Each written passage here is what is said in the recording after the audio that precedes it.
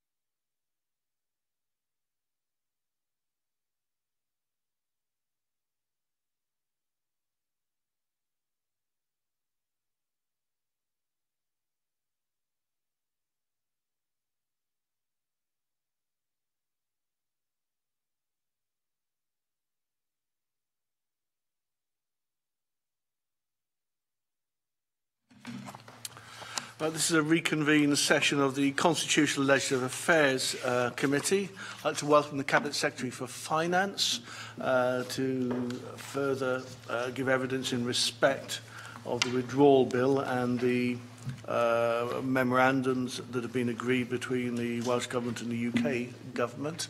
We'd like to introduce your officials. Thank you, Chair. So again this afternoon I'm joined by Simon Brindle and Owen Davis. Well, thank you, Cabinet Secretary. We've got quite a lot of questions to put to you. I understand you've had a busy day today with one of the other committees as well. So we'll get moving on those. When you were last with us, of course, you outlined that there were a number of, you were getting close to agreement, that there were another number of discussions that had been taking place, and that you're getting close to a compromise agreement. In respect of the compromise, I wonder if you could just outline briefly what it is you sought to obtain in the ideal world, and what it is that has not been achieved in the negotiations. Well, Chair, if you don't mind me using the language of the freezer, which we got used to in this bill, I'll try and explain that what the negotiations have been about since the UK Government published its inverted Clause 11 amendment were these four things.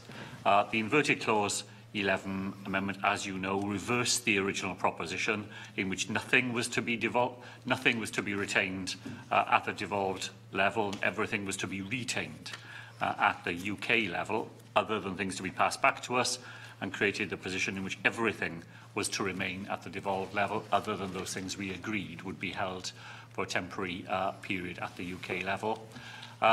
We then had a number of issues that we needed to resolve. If matters were to be held at the UK level, how was the decision on what was to be retained to be made?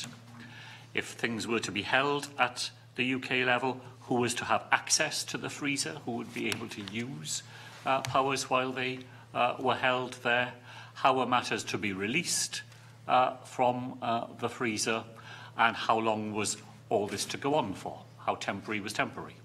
And we believe that we have secured agreements on all those four matters sufficient to allow us to put a legislative consent motion to the floor of the Assembly and to recommend that it be supported.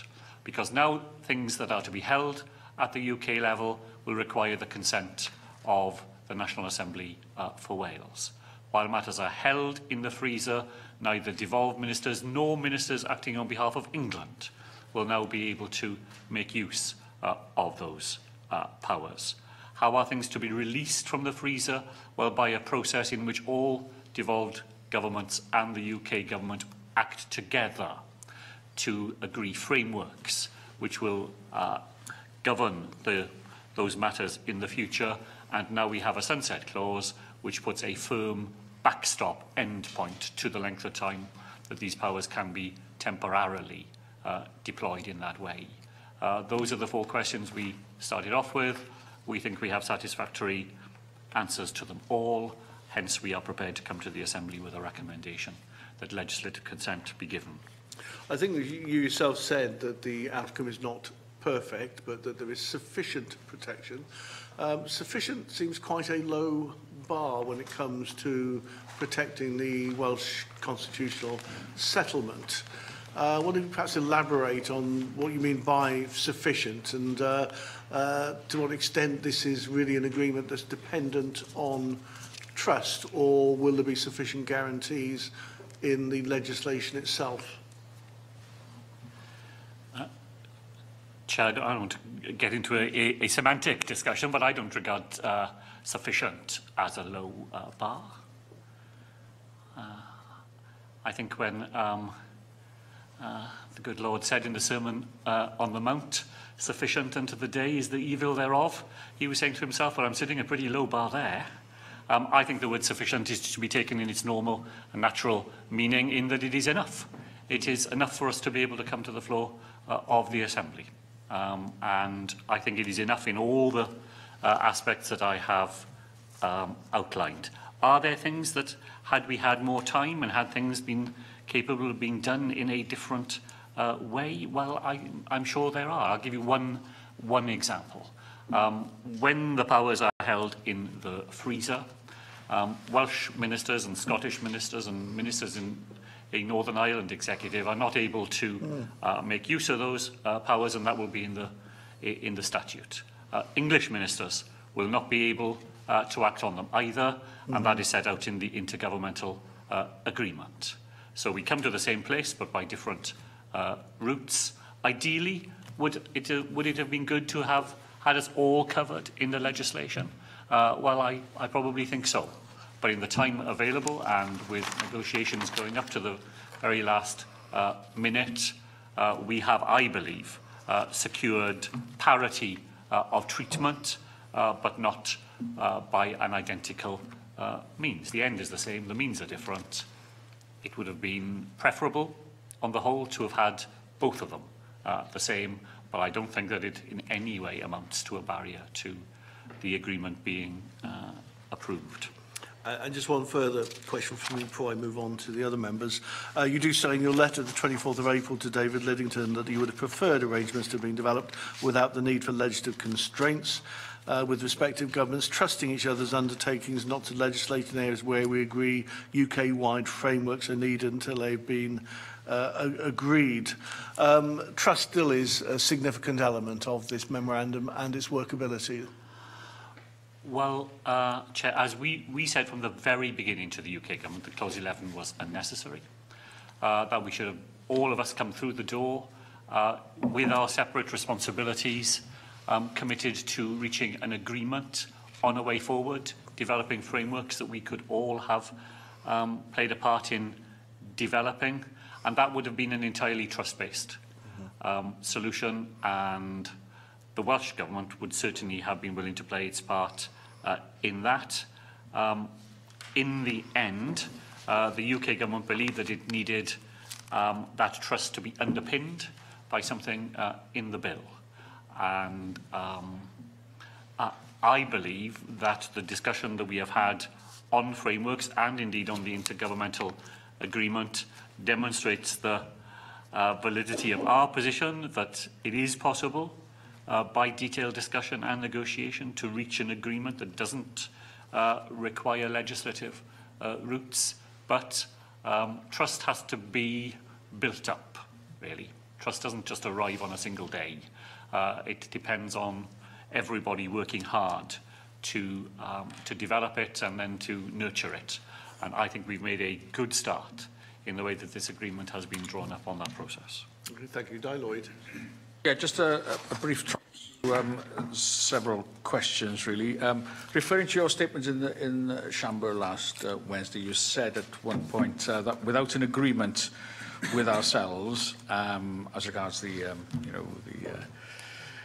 Clause 11 amendments, without an agreement with ourselves, the UK government would simply revert to the original amendment. Is the implication of that, what you told us, that the UK government would have bypassed legislative consent if it was refused by the Assembly?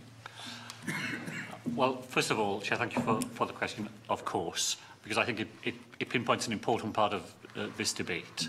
Our belief as a government was that the choice we faced was between securing what we had negotiated painfully over many weeks with other colleagues, or something less satisfactory, not a choice between what we had negotiated and something better than we had negotiated. I don't think it is right to construct an argument that says, had the UK government simply put down its original Clause 11 amendment, that would necessarily have led to the outcome that Dr Lloyd suggested. Because had they done that, the game would not have been over. We would certainly have laid amendments to that amendment in the House of Lords. We would have acted, I'm sure, with our Scottish colleagues in trying to do that, and we would have gone on trying to persuade the Lords that they should have supported our amendments, which would have been an advance on the original Clause 11 amendments, which would have built on many of the points that were made by members of the House of Lords during the earlier stages in the House of Lords debate, and we would still have aimed to have got to a point where the amendment that was finally passed in the House of Lords was one that we could have come to the floor of the Assembly to seek consent. So I don't think it leads in that sort of linear way that the question suggests, because there would have been many other steps still to fight out in the process. Indeed, and all that's accepted. But given, as you said, that in your statement last week, that the current situation, having accepted this now, is not perfect, it could be viewed that the UK stance in the negotiations saying that, well, if you're not going to agree, we'll simply revert without any sort of amendment in between. We'll just revert to what was there before. You can forget about flipping the, Clause 11 amendments and whatever. We'll simply revert. That can also be construed as some sort of vague sort of threat, if you like. And given the Secretary of State for Wales, Mr Alan Cairns, had said that even if this Assembly would reject, legislative consent, that the UK government would respect that decision. So how, given that backdrop, how would you have considered that the UK government's stance of saying, right, okay, if you're not going to agree to this, you're simply going to have what we suggested first of all, but you knew that the Secretary of State had said we'd respect the decision of the Assembly, or wasn't that the case? Well, first of all, Chair, I should make it clear that the UK government never, in an unsubtle way, said in the negotiations, if you don't agree with this, then we'll be reverting to our last offer. Negotiations don't take place in quite that sort of direct way. It's a judgment. It's a judgment that we had to make, and it's a risk-based judgment, isn't it? If we did not take the agreement that was on the table and which we thought had made very significant steps forward on what was available before, we thought the risk was there too significantly that we would lose all of those gains and the UK government would revert, not to the original Clause 11, I never myself believed they would do that, but to the inverted clause that they had originally put down. I may be misunderstanding the question, so apologies if I am. But if the question was to say, if the Assembly then denied legislative consent to that proposition, we would somehow be in a better position. I just don't really see how we would be. Just to explain, the question was, yeah, thank you. Secretary of State had said that they would acknowledge and respect the decision of this place to refuse legislative consent if it came to that. So why did you feel an overwhelming need to agree with them? Because surely there was no threat then if the Secretary of State said, they would accept our vote if we rejected the legislative consent. Well, I suppose it is for the Secretary of State himself to elaborate on what he meant by that. It still would be my judgment now that we are in a better position, having reached an agreement that defends devolution, and I think it entrenches a number of defences to devolution, not just in this bill, but in the process that will follow, than in declining to come to an agreement, coming to the floor of the Assembly without an agreement. Yes, the Secretary of State may have respected that decision, but I think we would be in a worse position as a result of that course of action than we are as a result of the one that we have pursued. That's forgetting all about the continuity bill argument, but I'll move on to stick to the script, Chair, because we haven't got all day, as you remind me. Sunset clause. I mean, initially, First Minister had said, been quite scathing about the concept of sunset clauses in terms of we wouldn't accept a sunset clause, he said on the 27th of November. Who's to say that it wouldn't be extended ad infinitum in the future? It's a matter of principle here. That was 27th of November. Obviously, you would say there's a lot of negotiation has gone on since then, but that sounded like a bit of a fundamental principle. So why has the Welsh Government now accepted a sunset clause, and what guarantees have you received that that clause won't be extended ad infinitum by the current UK Government or future ones? Because, as you pointed out, we're going into deep freeze mode now for several years, so that rather paralyses the workings of the next Assembly Government as well. Well, I think there are three different points there, Chair, because the first, that Lloyd threw in a final point there, which is quite a big point, actually, so I will say something on it, if you don't mind.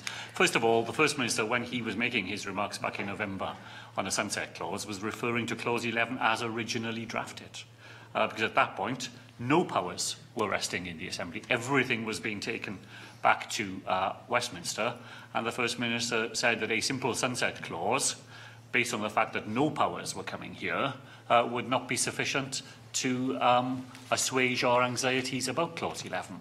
Now we have a very different Clause 11, an inverted Clause 11 in the first place, and now a Clause 11 with all the additional amendments that secure the consent of this legislature, guarantee that English ministers cannot use those powers, make sure that when those powers are released, it is on the basis of negotiated, agreed frameworks in which all parties come to the table on parity of esteem, and then a sunset clause on top of all of that. And that is a very different context than the one that the First Minister was commenting in back in November. As far as this business about the extension of a sunset clause, I think I need to be clear that the amendments that are laid do not make provision to allow the sunset clause to be extended. It is a fixed period with no power to extend. The only way in which the period could be extended would be through fresh primary legislation, and that fresh legislation would be subject to all the normal Sewell conventions that any primary legislation requires. In other words, it would have to secure the consent of the National Assembly for Wales. So there is no arbitrary way in which the UK government by itself, without the involvement of this legislature, could extend the sunset period. The bill and the amendments simply do not allow for that to happen. So no powers additional to what Parliament already has by virtue of its status as a sovereign Parliament? The identical position that we enjoy today, Chair. Well, just in terms of the deep freeze, I mean, in terms of, it's going to be 8 years' time. If there's a year till, we leave, and there's 2 years, and then there's 5 years on top of that, so that's where the 8 years comes from. In terms of 24 areas, perhaps more, will be in a deep freeze somewhere. So that rather traps the next Assembly government into this sort of whole escapade as well, or do you foresee a rush to legislate once we hit March 2026, or not? If I could, I want to make 2 points, and then Simon will add some further ones. I think the fundamental point to remind members of here is that what happens when any area is in the deep freeze, it simply guarantees that the current status quo continues. And that status quo has been the status quo for successive Assembly governments since 1999, because the status quo is the European Union rulebook, and that rulebook has applied to each Assembly that has been elected ever since devolution was inaugurated. And all this does is to guarantee that the rulebook that we operate on today will continue with nobody able unilaterally to interfere with it until we all agree on the frameworks that would be necessary so that the UK can operate in the post-Brexit world. So our hands are no more tied here than they have been since 1999. Now, how quickly will the powers that are being held centrally be released back to the devolved administrations? I argued last week on the floor of the Assembly that I believe it will happen a good deal more quickly than the backstop period suggests. Can you ask me why you say that? Yeah, I say for this reason, that until we were able to negotiate that English ministers are in the identical position to us, there was a risk. There was a risk that actions might have been able to have been taken on those policy areas in relation to England, while we were unable to operate in relation to Wales. Now we are in exactly the same position, and that means the pressure is equally upon all partners to come to an agreement on the way in which these powers can be released into the hands of English ministers to pursue policies they will wish to pursue, and into the hands of the National Assembly of Wales so that we can use them here. And because we are all in that same position, I think the pressure will be on everybody to come to that agreement as soon as we are able to do so. The agreement now requires that the Secretary of State will lay every quarter a report in front of Parliament, which will be sent to the Assembly as well, to explain the actions that have been taken to make sure that that process is being taken forward expeditiously. So I think the pressure will be on everybody to try and come to these agreed frameworks in a timely fashion.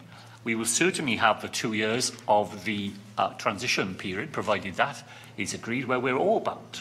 There'll be no ability for any of us to implement new frameworks. And I think that we will use that period purposefully. I think the work that has been done already on the deep dives demonstrates how much ground we can gain when we all get around the table to do that. The 5-year period beyond those 2 years is a backstop. It is the last possible moment at which powers will be released back into the hands of the National Assembly, and I believe, for the reasons I've outlined, that it will be done more quickly. Okay, Just I'll give you one slight more point quick one. of, in terms of, you know, obviously the way the devolved parliaments deal now with the deep freeze situation is statutory through the restrictions in legislation. Yet when it comes to England-only legislation, that is defined under the intergovernmental agreement, which is not statutory, surely. That's a political agreement. So there is a differentiation between England-only legislation in devolved matters in the absence of an English Parliament, and obviously that's an argument outside my mandate as a Plaid Cymru Assembly member, but the fact is it's not an equivalent field. That's what I'm trying to drive at, yes, well, and we need protection from that. Well, look, Chair, I completely accept that point that Dr Lloyd is making. We reach the same end by different means. That's the point. That's my reply. Right. We are all bound. We are bound by the statute. They are bound by the intergovernmental agreement. It is a fair point for Dr Lloyd to make that those are not necessarily of the same weight.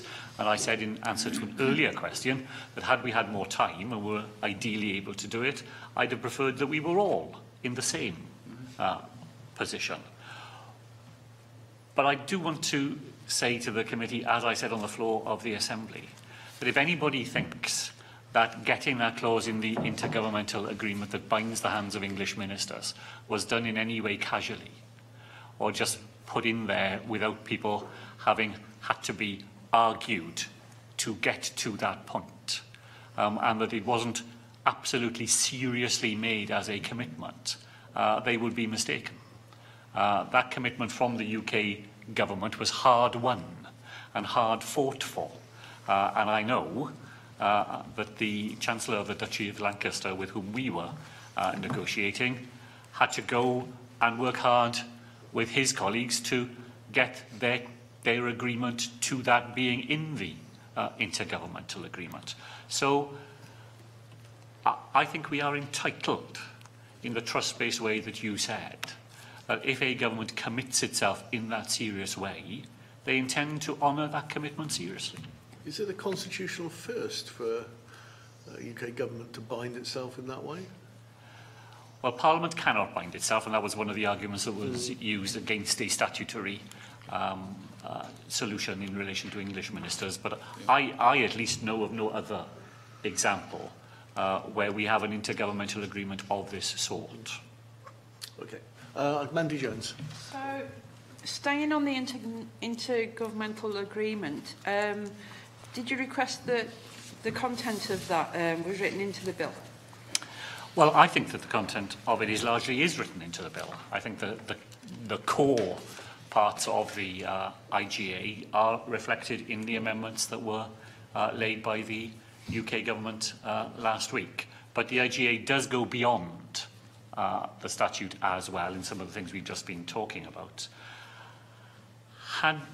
Had there been more time, I think there were aspects of the sort I've just described which we might ideally have liked to have pushed into the amendments. But we got as far as we possibly could. And I think the amendments faithfully reflect the agreements that we have reached and which the intergovernmental agreement sets out. Fantastic. Why did the Welsh Government accept the statement in the agreement that the implementation of this agreement will result in the UK Parliament not normally being asked to approve Clause 11 regulations without the consent of the devolved legislatures?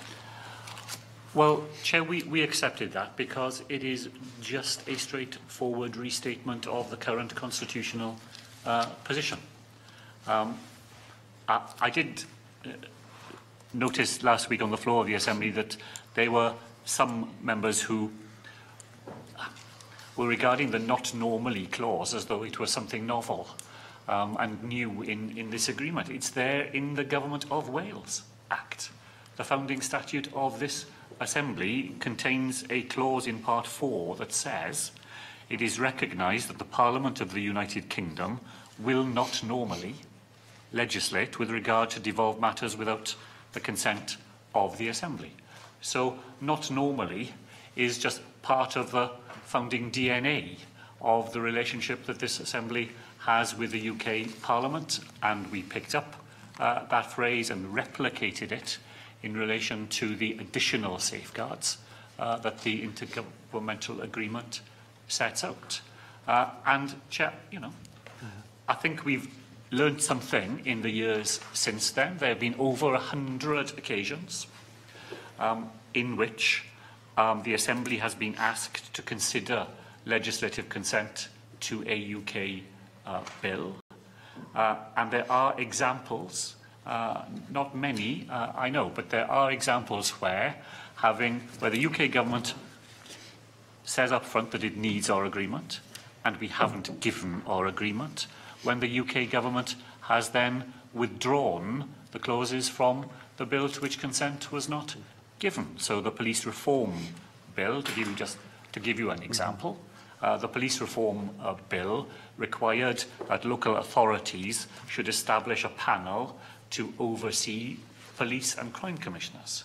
The National Assembly did not give its consent to that, and that clause was withdrawn from the bill as far as Wales is concerned.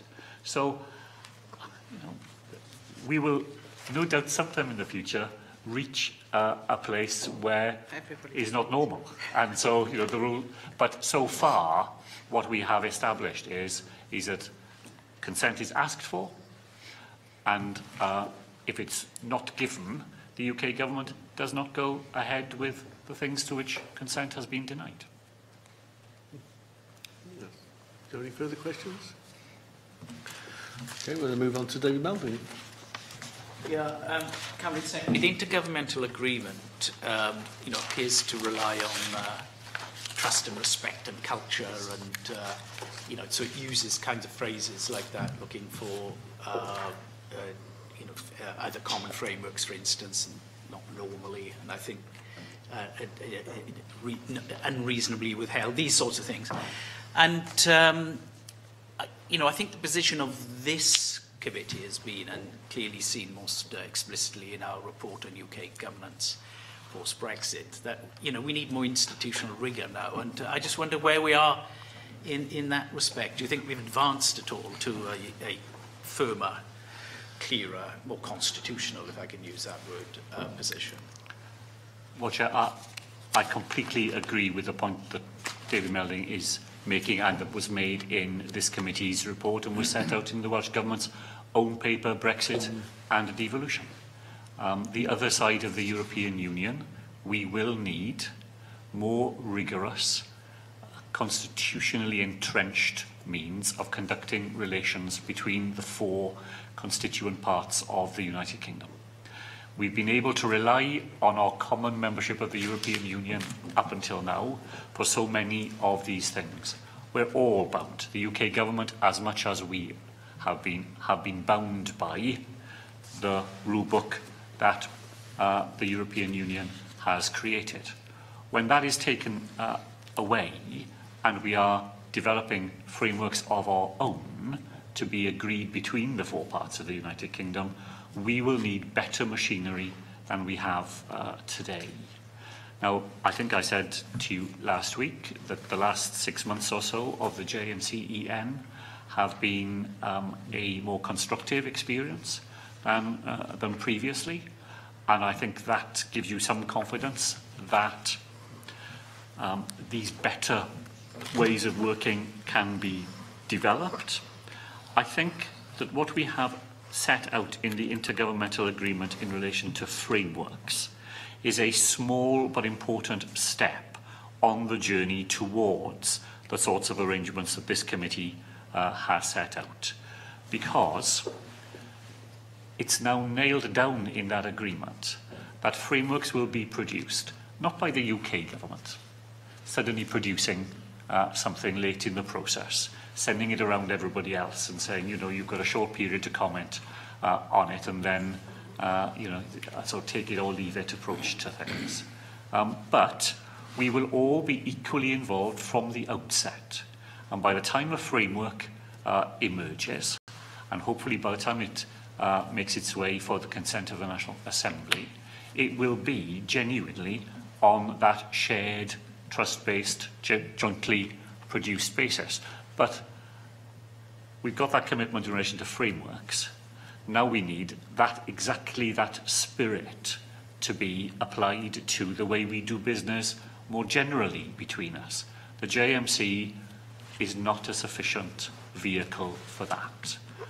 We need something much more like we have argued, a Council of Ministers on the European model, a much smaller scale, of course, just the 4 UK nations. And we put some proposals in there on qualified majority voting, for example, to guarantee that no one part of the United Kingdom could constantly frustrate the agreed position of everybody else in coming to joint positions on matters of mutual interest.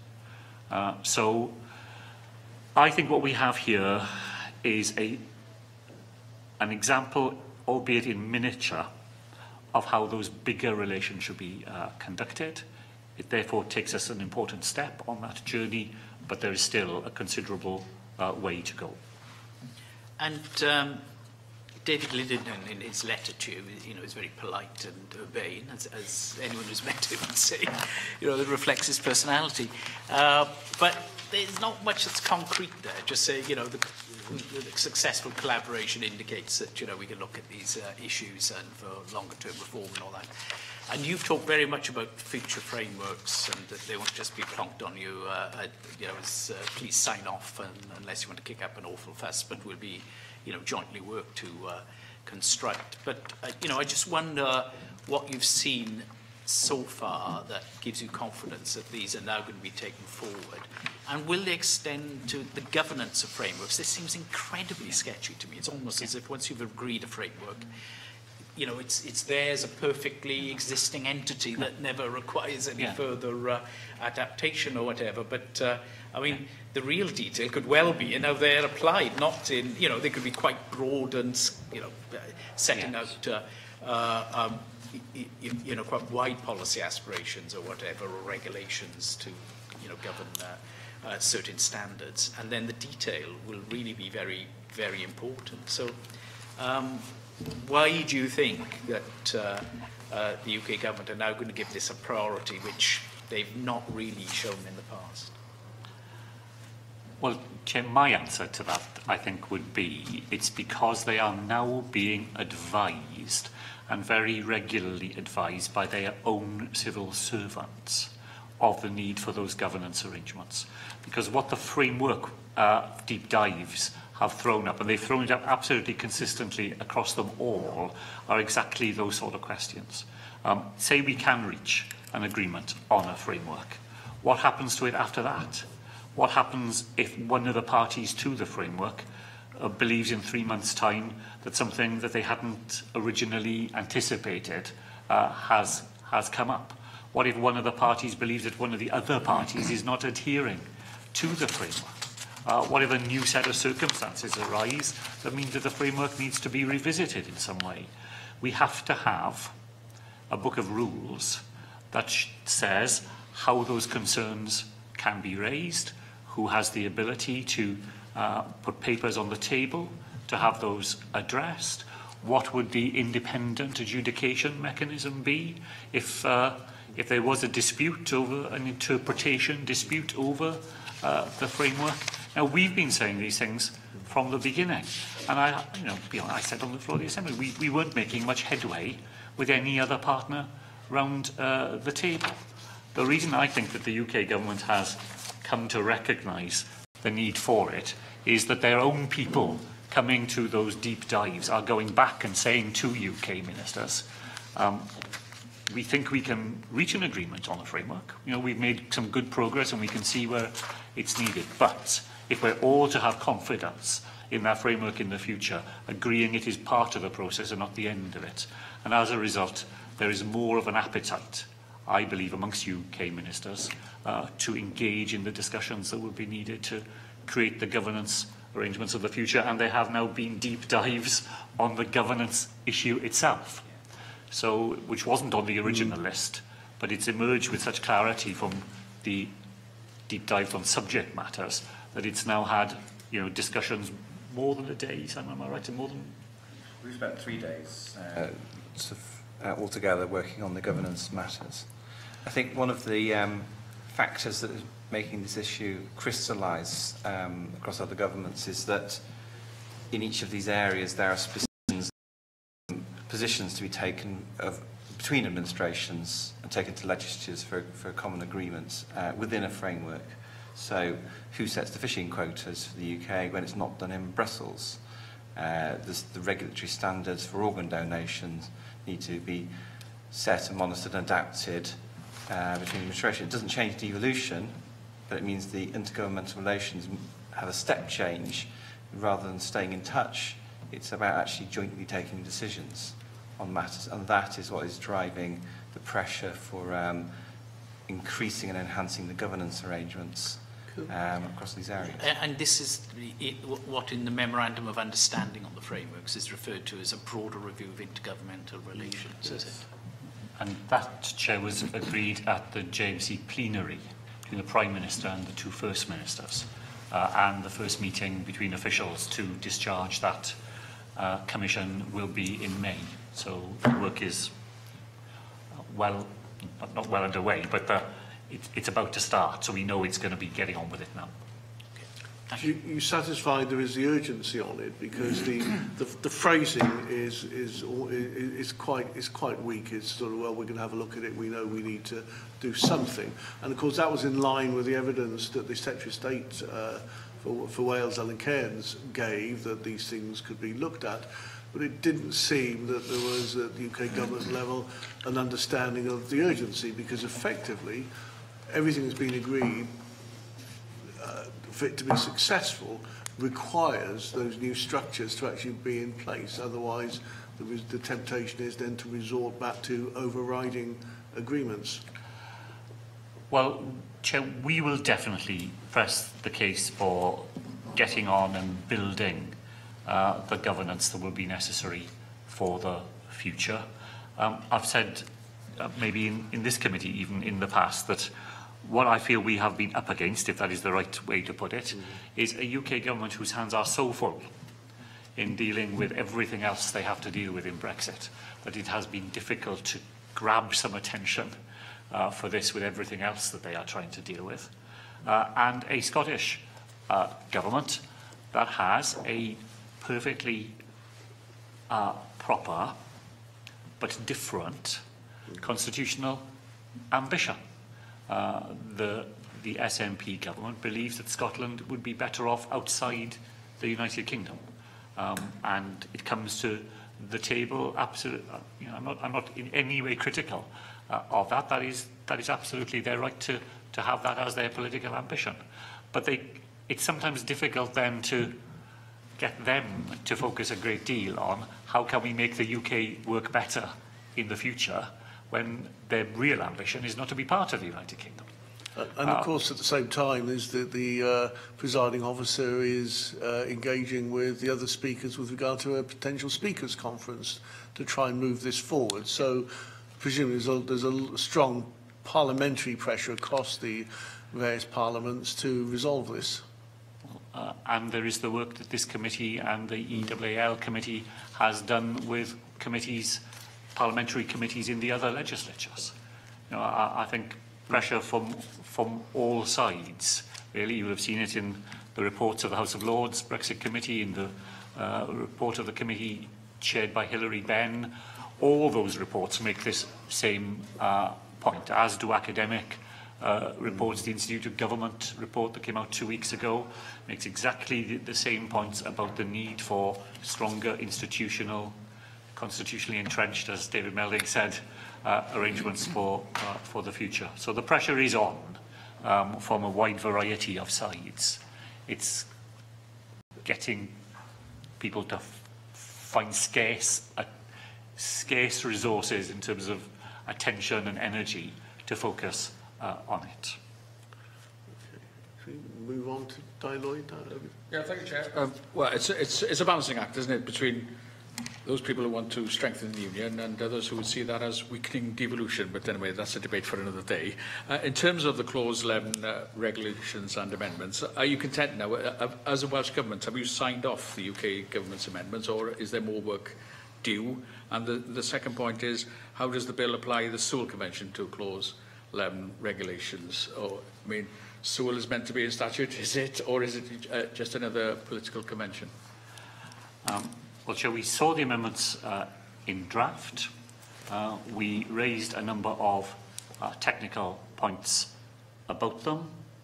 They were resolved. The changes were made, which meant that they were in a position to our satisfaction. Might there be further amendment again?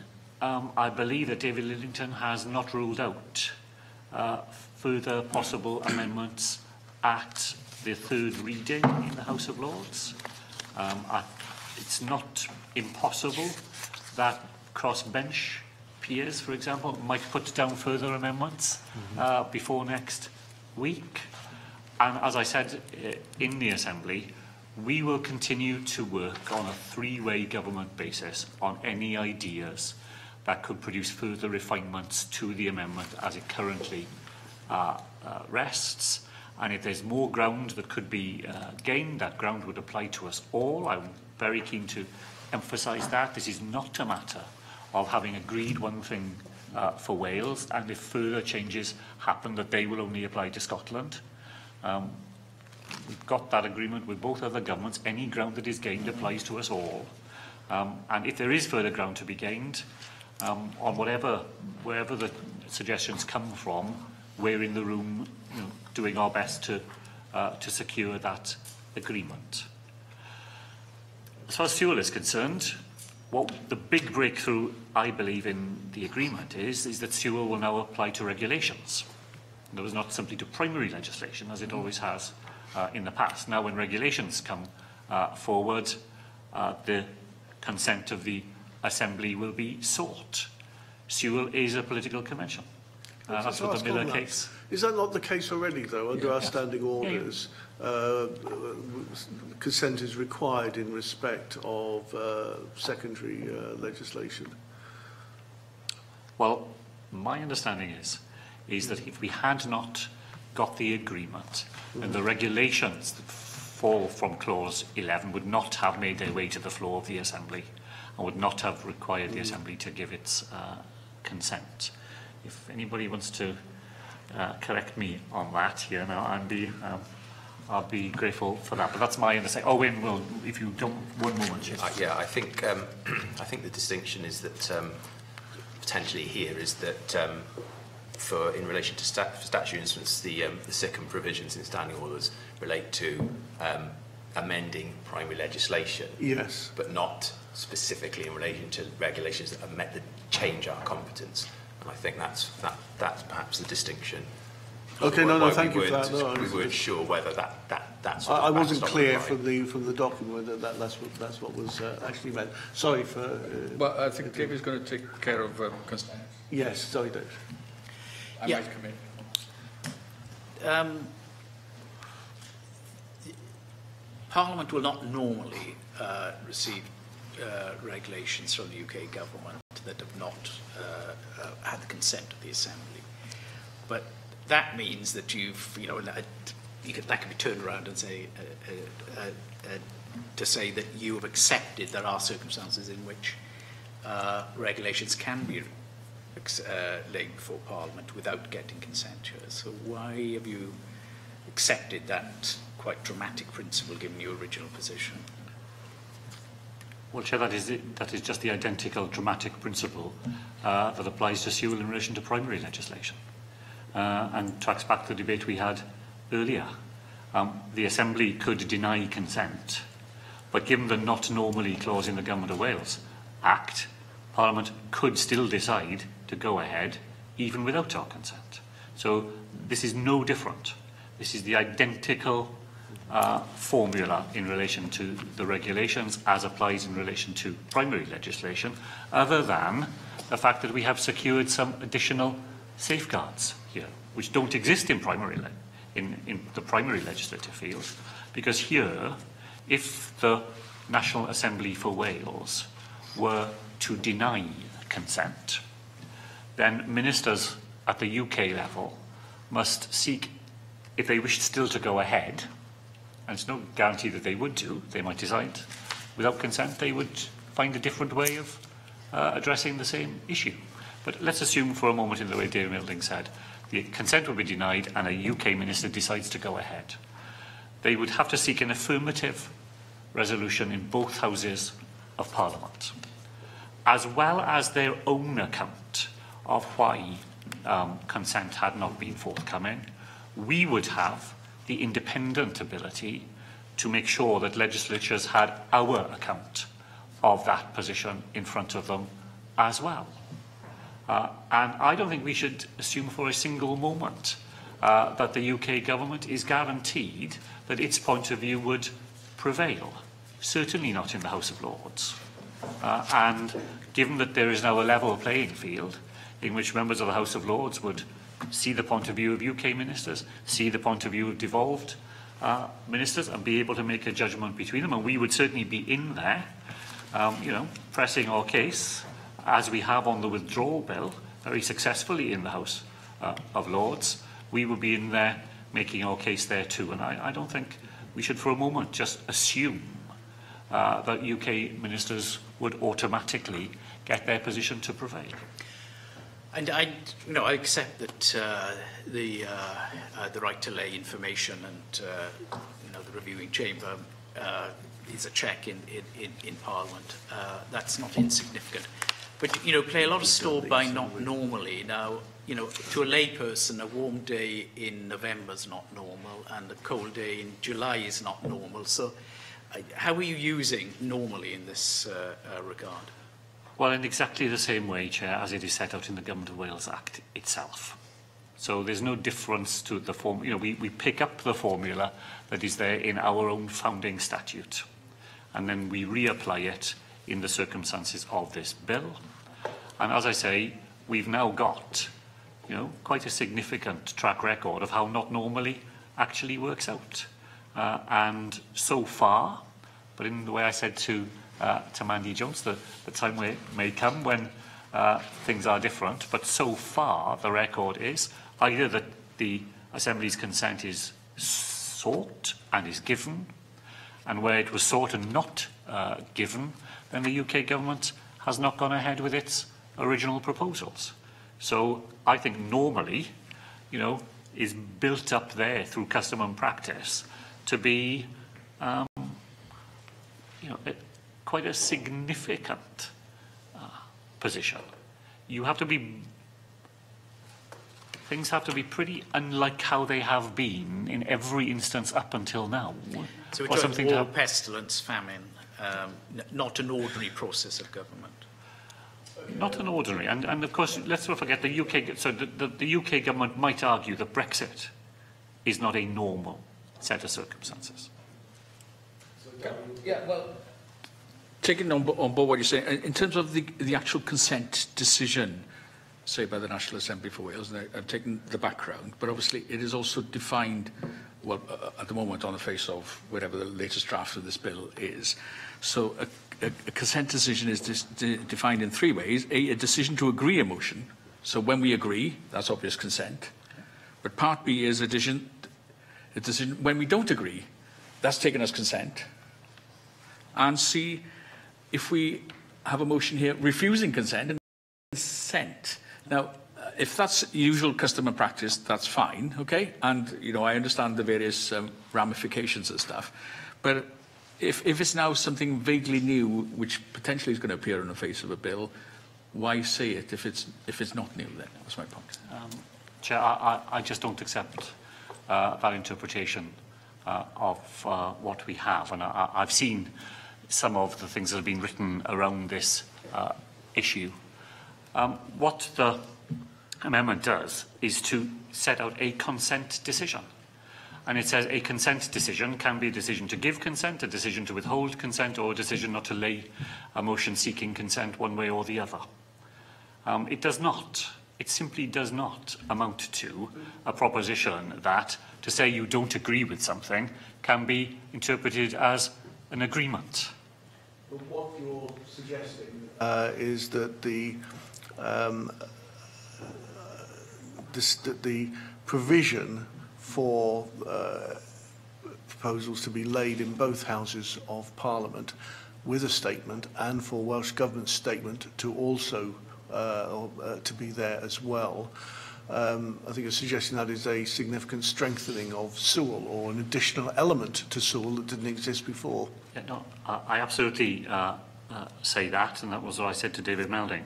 But what I think Dr. Lloyd is doing is he's looking at the amendment, which describes a consent decision. And what that means is that a consent decision can be a decision to give consent, a decision not to give consent, or a decision not to lay a motion in front of an assembly or a parliament seeking consent one way or another. What you cannot do, I think it is a stretch beyond any reasonable interpretation, to say that that means that a decision not to give consent can be interpreted as giving consent. Yeah, the emphasis being on decision rather than exactly. consent. Yeah. Exactly, and I think this will be, I'm hopeful that this will be made very clear by UK ministers when this is debated in the House of Lords on Wednesday. Yes. We'll await that clarification. Mandy Jones, you've got some more questions. Yes. I haven't gone through mine. Oh, but I beg your pardon, Dave. I beg your pardon, sorry. We may be able to rattle through some of these quite quickly. Okay. When a draft regulation is sent to you by the UK government that they want to lay before Parliament, and it requires our consent, the 40-day clock starts, but you're under no obligation to send it to us in that time frame as well. So, you know, why isn't there automatic requirement that you inform us immediately? I assume, Chair, it is because drafters of the bill did not feel it was right to lay duties on Welsh ministers in that way. But you'll know that the letter that will come to Welsh ministers will go at the same day to the presiding officer. So the Parliament will be informed at the same timetable as us. And I'm quite happy, David, to give an undertaking So this you accept afternoon. the principle must be observed. That we would lay them immediately. That, we were that's able fine. And then, you know, famously when things come out of the freezer, I don't think there's a decision yet that we get notified on that. You just get notified, or how does that operate? Chair, I think the difference is that there is no consent arrangement for matters coming out of the freezer. Right. But given that we are very keen to get things out of the freezer, and the National Assembly's concern is that powers are temporarily being withheld from them, we didn't feel that it was necessary to hold up the process by the consent, because this is simply and similarly, doing... just as your consent isn't required Yeah. for things coming out of the freezer, because Yeah. you don't envisage that No. there could be timing issues or could be inconvenient. You just think, well, if they're ready to come out, they should course. come out. Yeah. And there's no LCM requirement on the Assembly, because the competence has only been is in abeyance from your point of view, then, Yes, rather than exactly not that. existing and then being handed to. Exactly that. And the anxieties amongst people who have reservations about the agreement are about powers being temporarily not available to the Assembly. So I don't think it's unreasonable to assume that the same and people with those anxieties would be anxious to have those powers back as soon as possible, and would not be looking for further institutional complexity in getting them back in the hands of the Assembly. And then, when there is legislative activity in these frozen areas, the minute, as I understand it, it's the UK government consults the Welsh government, but there is no link that goes on then to us as the legislature. And why do you think that's appropriate? Because that doesn't seem to involve very much scrutiny from our point of view. Chair, I think it's just important to be clear that no use can be made of those powers to change policy in any way. They are frozen on all sides.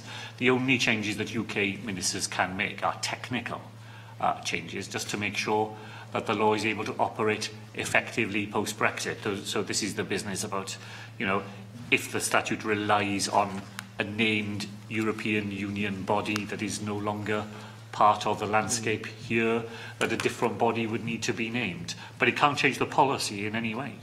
So they were fairly administrative and minor. No, entirely. They are confined to technical corrections. And will there be lots of them? You know, because we have to be careful of the technical word, and this applies not just to using the law, but you know, it applies to the regulations as well. So, I think it is quite difficult to know how many technical corrections there may be. Work is going on those areas that would remain in the hands of the National Assembly from the outset, where corrections of that sort will be in the hands of the Assembly. So we're beginning to get an idea of how many they may be, but I don't think I'm in a position to make a sensible guess for you this afternoon. and then my final question, with your indulgence, Chair, is Annex A, which is the list of policy areas that are likely, I think it's the phrasing, to be subject to Clause 11. And the 24, and they're fairly extensive. You know, in a lot of areas, it seems to limit us more or less completely, whilst, you know, in agricultural, fisheries, environmental issues, some public procurement. And then we could well have food geographical indicators added. I mean, I think that's important, but perhaps, you know, not such an extensive issue in terms of, you know, a lot of the public are concerned. But state aid, which we don't know is in or out of the freezer at the moment, that seems a biggie. So, you know, how restricted is our power for policy making going to be? Chair, I'm not allowed to ask members of the committee questions, but if even in a rhetorical way, I might put it like this. If a member suggests that having 24 areas retained in the freezer is very extensive, I wonder how he would describe twice that number coming directly to the National Assembly as a result of this agreement. Because in the original clause 11, all 64 areas would have been retained at Westminster. As a result of this agreement, 40 of those will now stay here from the very beginning. So twice as many areas as are in the freezer are being made available immediately to the Assembly. It would not have been. So if 24 is extensive, then I think this agreement delivers twice that. Okay, but I mean, at the very least, these are significant areas of public policy, which means the frameworks, their construction and governance are matters of huge public interest. No, I know. And what happens to state aid is doubly so in ways, surely. Yes. Chair, I completely agree with that. State aid is there at the moment because it's still a matter of discussion between the governments. And in any case, as I know Mr Mellon will certainly be aware, the way state aids are treated post-Brexit, post the transition period, is itself a matter of very significant negotiations over the extent to which we will be able to have frictionless access to the single market. Because if we do think that we have extensive ability to depart from European Union existing rules in relation to state aid, then that will undoubtedly cause new restrictions on our ability to trade across the European Union, because they will expect us not to use state aids in a way that distorts the market. So the state aid issue is way beyond the the narrow point that we are negotiating on here. And just finally to say that, again, as I know David will know, the fact that these areas are identified as being in the freezer does not mean at all that everything that lies under that heading is going to be retained there for legislative underpinning. In fact, in quite a number of areas, the bulk of what lies underneath that heading will very quickly be identified as material that can be negotiated in a non-legislative way. And we talked last week and on the floor of the Assembly about having to work across the government and the legislature to devise scrutiny arrangements that will allow the Assembly to do the job it is here to do in seeing how that side of these things develop. So, you know, those things will come our way even faster. Well, just very quickly, you've answered a number of questions on the sunset clauses. In terms of the frameworks generally, if Scotland doesn't give legislative consent, of course, it's very difficult for progress to be made. Is that correct? Well, I don't think it is, Chair, necessarily, because the UK government has already said very explicitly that everything that we have agreed with them will be available to Scotland as well. So all the safeguards that we have agreed, all the need to secure consent, all of that will be available to the Scottish Parliament and the Scottish Government, whether or not they give their consent. And although I have not read in the last few days what the Scottish Government has said, I do believe the Scottish ministers are previously on record as saying that, however this is finally resolved, they would still intend to play a full and constructive part in the ongoing discussions about frameworks and so on. So I remain hopeful that even if the Scottish Government does not feel able in the end to recommend legislative consent, that the framework we have established will be sufficient to allow them to go on playing the constructive part I believe they have played so far. Thank you very much. Cabinet Secretary, I've just got a couple of final questions, if you're okay for just a few more minutes. Mandy Jones? You've taken one of mine anyway. I am so glad that Wales and the UK government are going to be doing this, you know, on parity, and that makes life a whole lot easier for everybody. In last week's statement, you said we recommend that the Welsh Government enters into an intergovernment relationship agreement with this committee to support the scrutiny of Welsh Government activity in this area. Can you keep us informed on the Wales and the UK activities, please?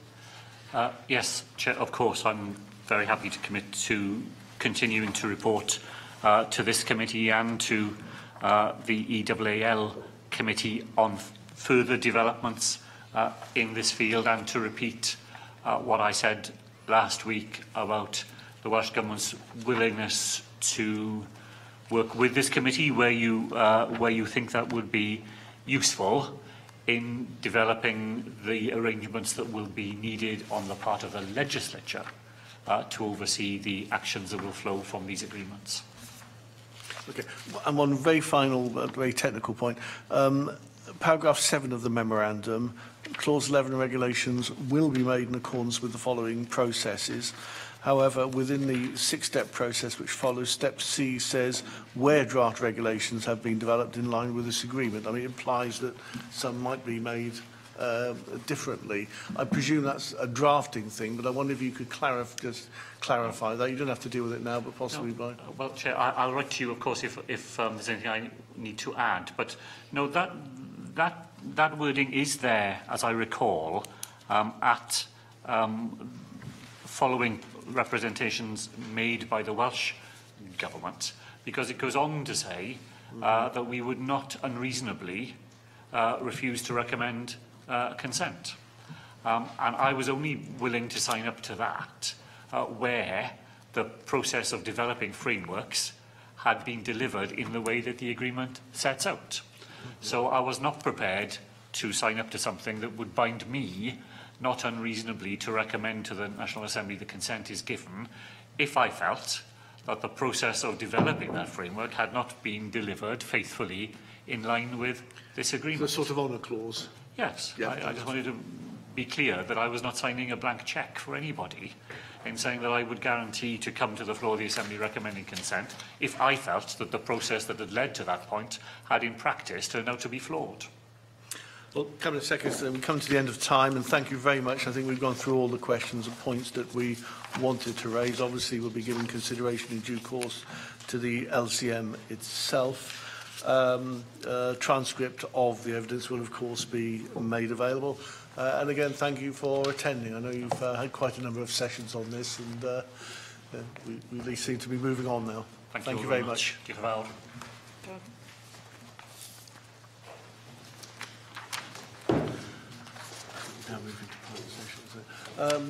Now move into private session. Is that agreed? Thank you very much.